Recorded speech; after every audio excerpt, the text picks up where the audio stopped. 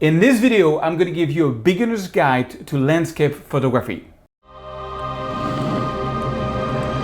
Bonjour, mesdames et messieurs, my name is Serge. I'm a French photographer from the amazing city of Paris, living in California.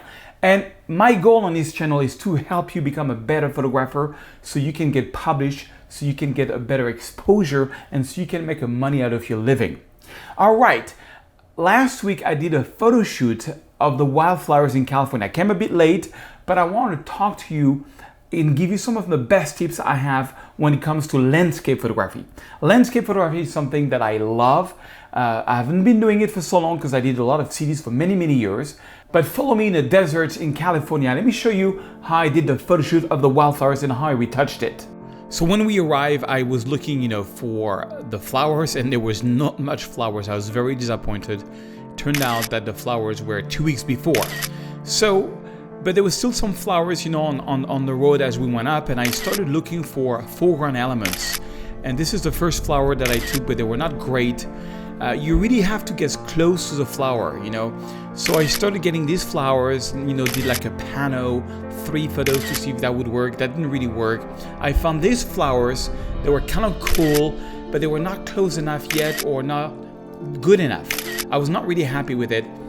So we did a little break and we took some photos with my daughter that was there. I thought, it's always interesting to take your daughter in photography so she can use it for Instagram. So we did a couple of shots. But I kept looking for the right flowers and getting close enough to the flowers to be able to get a good foreground element. And that's really not easy. And I found all these California poppies and I really got in there and started getting some great shots. Tried different exposures, just to make sure I get everything, many different poses. I mean, I went on when I found these flowers, to give the illusion that there was a lot of flowers there. And I was really happy with these ones. That's my good friend Judah Lewis. He's a major Hollywood movie star and he's a great photographer. I did a little portrait of him as we were doing this, and we stayed until sunset, but the sunset was pretty bad. I went back to these flowers and got some more shots, but with a better sunset sky. So now let's go to Lightroom and see what we got. All right, so I'm back in the studio and I'm going to show you, I'm not going to show you all the photos I took because this tutorial would be too long. I made a very quick selection so you get a bit of a sense of what I got. So that's the photo that I got when we arrived, and I was amazed. But when I look at the photo, I'm like, it's very boring. It looks very green because all the flowers which are here are like almost invisible. And honestly, the blooming was not that great. We talked to the rangers. It was way better 2 weeks before, and I should have come there. So as I said in the video, my next thing is to look for foreground elements, and that's the first one that I found. But if you look for foreground elements, you got to find something that's kind of clean. And that was not clean enough because you get, all these bad grass things here. So that was not good either. I kept, on looking further. So when you take flowers like this, if you're like standing like 6 feet or 3 feet away, they look so small, So I said, okay, I gotta get closer. So I found this one, and as I got closer, I couldn't see the whole mountain. So I thought, okay, well, I'm gonna do pano. First photo, second photo, and third photo. But at the end of the day, I didn't really like these flowers. I thought they were not amazing.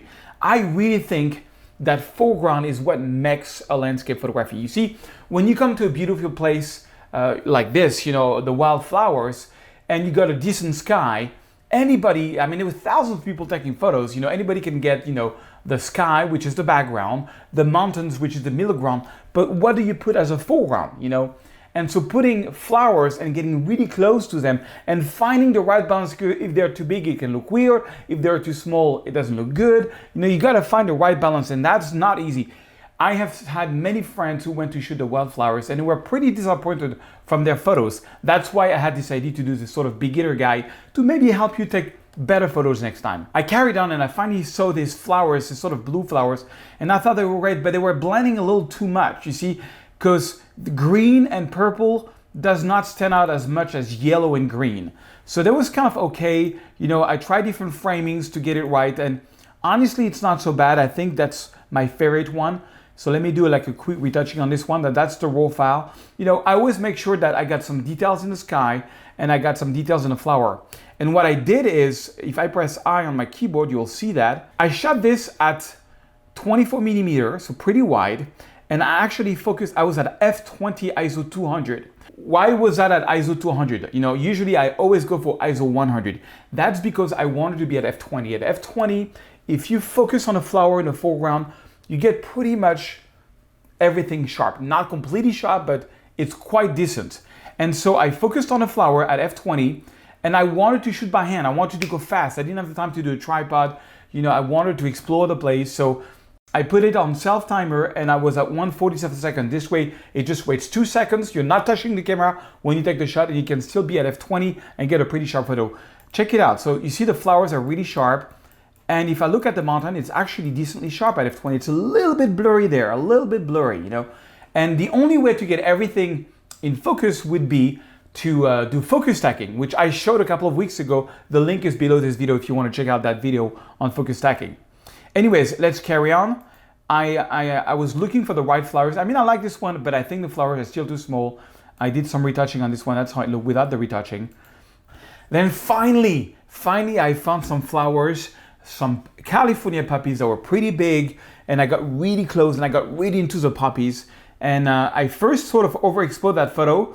On this one, I went on a tripod because see, I'm back at ISO 100. This time at f22 because I wanted to give it a bigger depth of field. And I was at 1/8 of a second.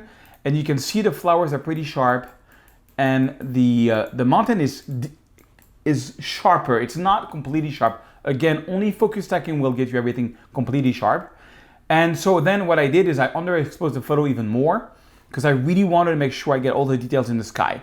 And that's the one I'm gonna retouch. I'm gonna do a full retouch on this one because I really like it. Finally, I got a photo that I like. You know, I got the flowers in the foreground, got the mountain, the exposure is kind of right. I always underexpose my photo, especially when there's a sky like this, because I want to get all the details of the sky. And because the RAW files now are so powerful, they can really, you know, get you all the data from the shadows. So I rather have a darker photo and make sure I get all the shadows because it's really easy to get details in the shadows than it is easier to get details in the highlights. So always have your photo a little bit underexposed if you can. Not too much, just a little bit, a little dark. So I open the shadows and you see I'm getting everything back. But now my sky, let me press I to get this out of the way. My sky is still really good. So I bring down the highlights and I'm gonna do my black point holding the option key. So black point there, and I'm gonna do my white point. Okay. Now, I don't like gray skies. Gray skies really, I don't like it. It was not really gray, it was more blue. So what I'm gonna do is, I don't wanna change the overall white balance. I just wanna change it for the sky. First, I wanna make the whole photo a little bit brighter because it's really too dark. And I'm just gonna take a gradient here. I click and drag. And now, anything that I do here on the right side will be influencing the sky. So I'm gonna go to temperature. Everything else is gonna come to 0. And you see, I just add, that's 0. And I add just a tide of blue because having a bit of blue in the sky, in the clouds, is much nicer than just grayish, okay? So I kind of like that. And then I'm just gonna add some contrast. I wanna make these flowers pop a little more. So I'm gonna take a little brush. I'm gonna go to exposure. So exposure is fine, boost the exposure. Make sure whenever you use a brush that you always have 70 in flow and density, and that auto mask is off, okay? And I'm just gonna brush here on the flowers at the foreground because I wanna put more attention on them. Just on the flowers because they are the star of the photo.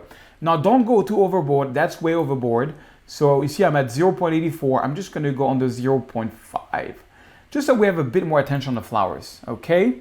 Done, and then I'm just gonna add a bit even more contrast, maybe add a little bit of magenta on this one, because I think blue is a bit of magenta is always nice. People call me Mr. Magenta, and there is a reason for that. I'm gonna try to go 16:9 on this one. Let's see if that works, 16:9. Maybe it was a bit more flowers and less sky, because the flowers are more amazing. Let's see, full screen. I think I want a little bit more of the sky, just a little tad more, maybe something like that. Yeah. You know, at the end of the day, I think I'm just gonna reset it. I think this is actually a better framing, 4/3. I work with galleries and there is 2 formats that I give them is 4/3 or 16:9, which I showed you both. Okay, I think I'm good with that. The only thing I wanna add is some sharpness to it. Look at this place, it's beautiful. So I'm gonna go here under the sharpness tab. And on this one, because I shut down 100 ISO, I'm just gonna put 90 of sharpening. Okay, that always help. with about 10 of noise reduction. So the idea is that you want the noise reduction plus the sharpening to be at about 100. That's my formula. And the thing is, when you shoot at 100 ISO, even when you boost the sharpening, it's going to bring back a bit of noise. Check it out. If I go in the sky here, and then I don't do any noise reduction, I don't think you can see it on the video, but there's a little bit of graininess. So adding just 10 of noise reduction, just going to take rid of that. And then, mesdames et messieurs, the masking. Masking is so important. So I'm going to hold on the Option key. I'm going to move my masking all the way to the right. And anything which is black that you can see here is not going to get sharpened. Okay, I'm happy. So that's the first photo I like. I give it a 3-star, which I already did. And then let me show you the rest. So when I have a retouching that I like, what I do is I synchronize what I did on the rest. So I'm going to press Command-Shift-C, and I'm going to take, except the crop and except the brush, because they apply to only this photo, I'm going to copy that, and I'm going to basically select all these photos, and I'm going to press Synchronize. And now it's going to retouch these photos with the same settings. And I can see, I can see right away if there's a photo that I like, which I think would do great on Instagram, because that's more the Instagram format. This one is kind of cool. It's a little too dark. So what I'm going to do is I'm going to go and hold the Option key here. Yeah, and maybe make it even brighter. Yeah, I like that. This one I'm going to give it a 3-star. Okay, and so, as I said in the video, we came back when it was sunset, and that's how it looked. So we did a couple of sunset shots, and the sunset was not as great as I expected. So what I did is I actually did an HDR on sunset. So I took a normal exposure, an underexposure, and an overexposure. But at the end of the day, I'm only going to use the normal exposure because I did some tests before and it didn't really bring something, unless you want to go, and that's a whole different tutorial, use something like Aurora HDR to make it like as a crazy HDR, but that's not what I want. I was looking for a more natural result. So open the shadows, do the white point. I mean, I can actually really just, you know what, I can just press Command V and paste what I did already.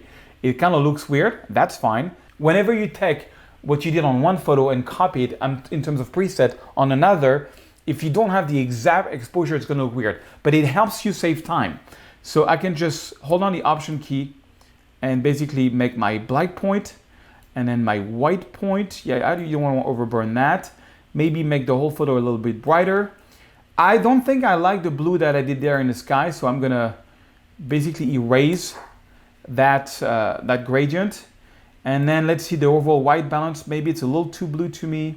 Maybe just a tad of yellow. You don't want to go too much. If you go too much yellow, the clouds become gray again, and you don't want that. I like to, you know, the cloud is going to be red or they're going to be blue in my world. You know, gray, no.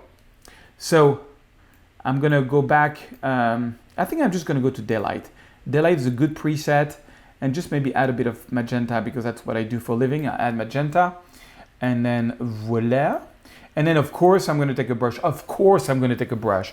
Of course. And I'm going to go flow intensity. And boom, I'm gonna brush these flowers and make them pop. Remember, the eyes goes to the brightest part of the photo every time. So a little bit of brush. I have to tell you this story really short. When I used to do interior design photography, I was often against other photographers, and I was using Lightroom, and I was brushing, and I was adding light rays in the room that didn't exist. And I was winning every time. Every time there was a bid, I was getting the bid. Because of the brushes in Lightroom. I owe so much money to this brush in Lightroom, you have no idea. It's kind of my secret weapon. But don't overdo it. You know, don't go like this. Don't overdo it. Usually my rule of thumb is don't go over 0.5. It's kind of a safe bet. And voila. So that's just a basic, you know, retouching, very simple, natural result, but still dramatic and powerful.